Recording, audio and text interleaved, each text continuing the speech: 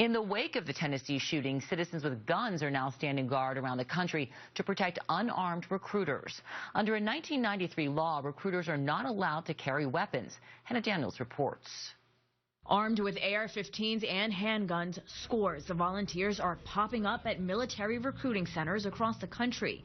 They say they want to protect servicemen and women here, who are prohibited by law from being armed themselves. I grew up in this country. I live in this country. This is the least we can do. The movement began after Mohammed Abdulaziz shot dozens of rounds at a recruiting center in Chattanooga, Tennessee last week, before killing 4 Marines and a sailor at a military training center a few miles away. It just makes you sick to your stomach.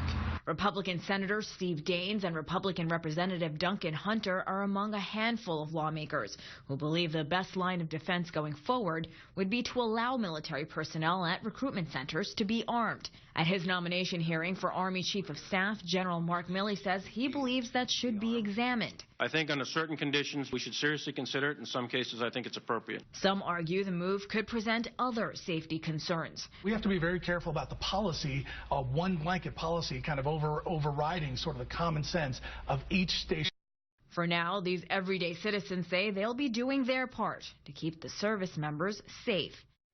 And according to the Navy Times, a Navy officer and Marine who were on the scene of that deadly shooting used their personal weapons to subdue Abdulaziz. No word if their bullets actually hit the gunman. Allison? Hannah Daniels for us here in New York. Thank you, Hannah. Folks.